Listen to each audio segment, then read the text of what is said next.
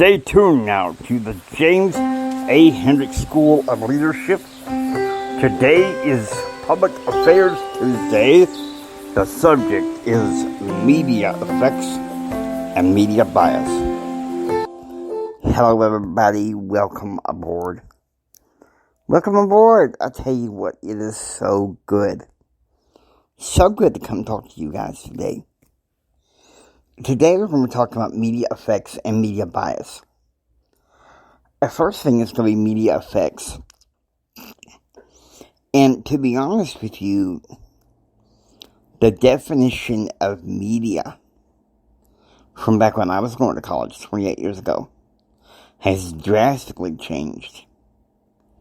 You know, now with the advent of the smartphone and social media, we have so many voices and things calling at our attention. And to be honest with you, so much of the time I have my phone on Do Not Disturb or the volume of my notification on mute because, quite frankly, the problem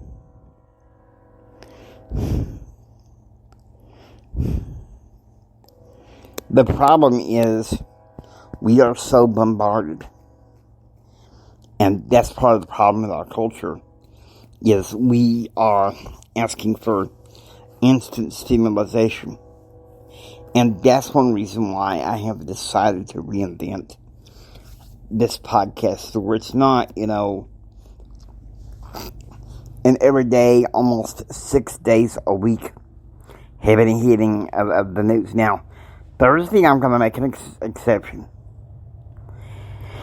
And I'm sorry that it's come to that, but I will, at that point, I will analyze, to some degree, news. It will be 1 to 3 news stories at my selection. It will not be recycled crap. And I will be putting on my public affairs consultant. Media effects. I think media effects from back in my day when I was in college to how it is now is far different. Back when I was a kid, you had anywhere between 13 to like 300 channels on the dang TV to choose from. You had the newspaper. You had your records and your CDs and tapes. And now look at this. The iPod, the MP3, everything's digitized, and so much more to choose from in this digital age, and yet there's so many voices. And I really think so many people are crying out for recognition and everything, and I think this even goes out to those who, and I'm not saying this politically, I'm saying this more socially. Those who may feel, a bit lonely. Those who feel, a little bit marginalized.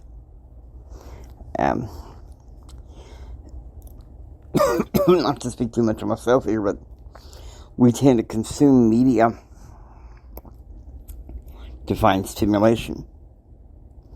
Because, sadly, nowadays, my generation and younger, because of all these changes, has not figured out how to connect in this modern age. And you say, well, wait a minute, you got Skype, you got Google Hangouts, you got Facebook Live, you got social media. But is that connection really? Is that as good as face-to-face? Is it good enough to let somebody know that you care? We saw what it did with COVID. It didn't really connect us in the way that we should have been connected.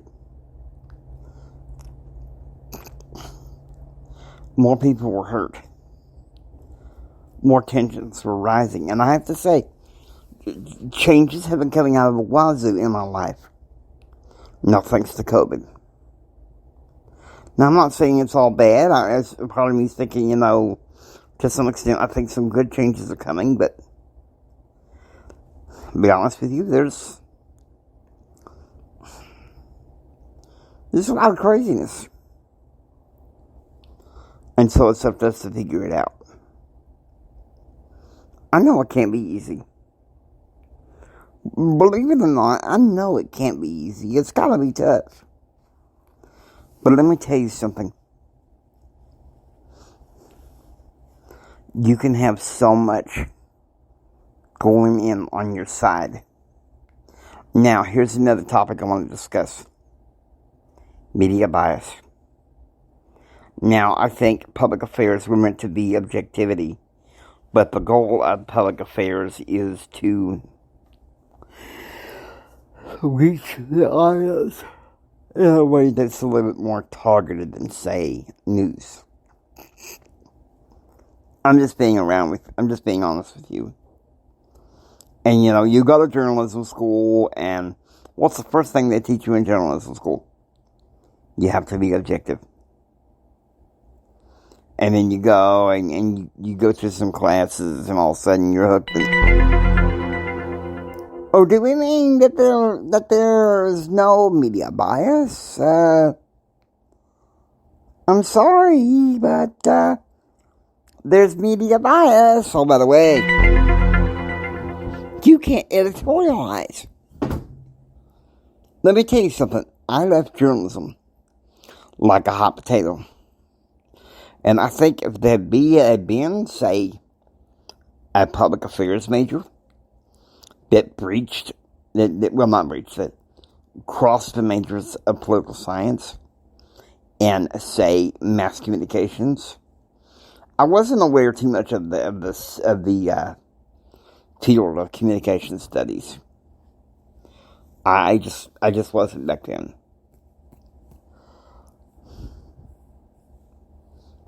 But now that I'm aware, public affairs, it's objective to a point, but we're meant to have loyalty to our audiences, and so part of my loyalty to those of you, my listeners, to the James A. Hendrick School of Leadership, those that you were in the classroom every day. The Hendrick Institute for Conservative Federalist Studies, which is kind of a political communication and advocacy arm of the thing. I'm just being honest with you. It's not easy.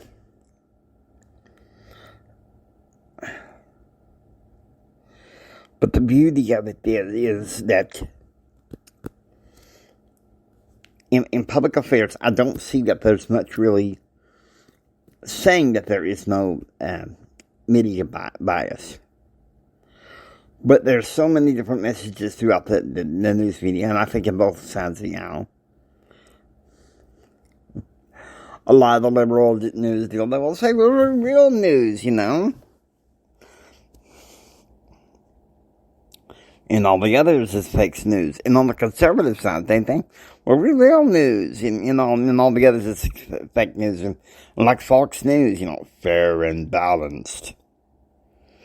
There have been times I've kind of questioned that.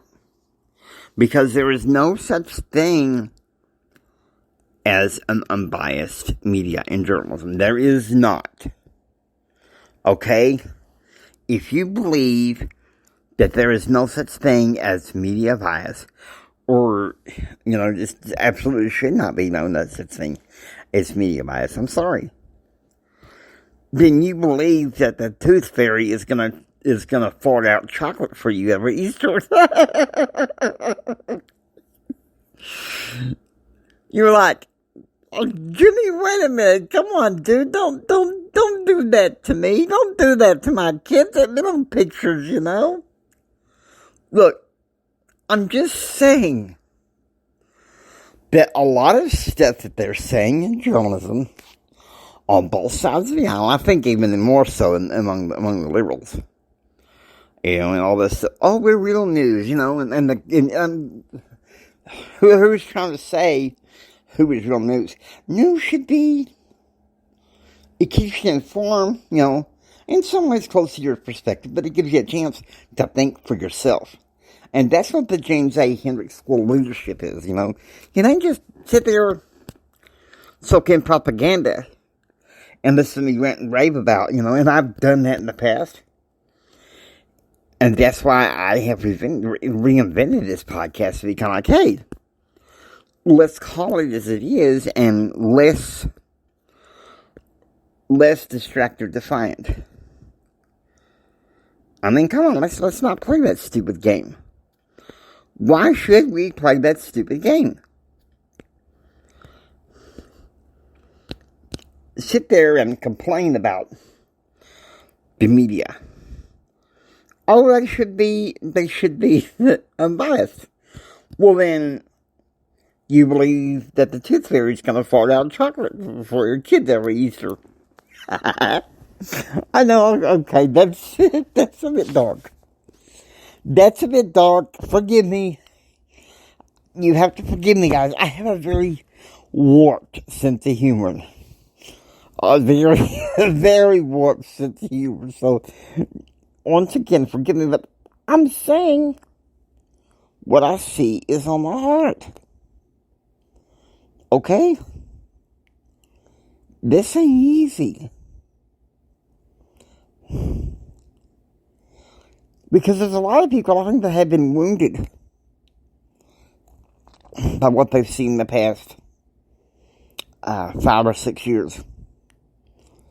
They've been wounded because, everybody in the press and political discourse has been attacking one another. And, that's not what it's supposed to be. Can't we just agree to disagree? Instead of, the media should be unbiased. Well, I'm sorry, if you believe that the media should be unbiased, but you have your own opinion that don't editorialize, then you believe that you believe the tooth fairy is going to pour out chocolate for you. Get him in. Okay, that's enough. I didn't mean to be so entertaining, so please forgive me. What I'm saying is, if you believe that the media should be unbiased, dream on. You're in fantasy land. I mean, seriously, dream on. This is nuts. You don't have to play that game. Especially nowadays. Good grief. You can't tell me that you can turn on the news channel and say, well, this media is unbiased. And then there's apps and say, oh, but we're unbiased. We're unbiased. I have issues with that. I think you should be able to consume whatever news informs you that's relatively close to your perspective. And I say it because back in 1994, I had enough of Clinton. I kind of called myself a conservative Democrat, and then my eyes got open.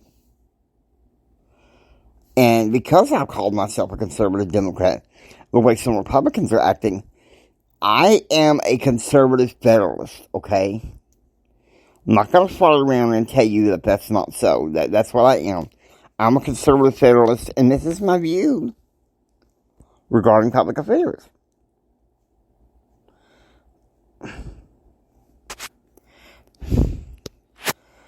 Now, with that, I hope you enjoy listening to the James A. Hendricks School of Leadership. If you like what you hear, please subscribe and become a part of the James A. Hendricks School of Leadership student body. This is Jimi Hendrix saying until next time, take care and be proactively informed. Get ready for some more most daily updates, guys. This is going to be fun. Take care, guys. I want you to know I'm looking after you guys from the best bottom of my heart.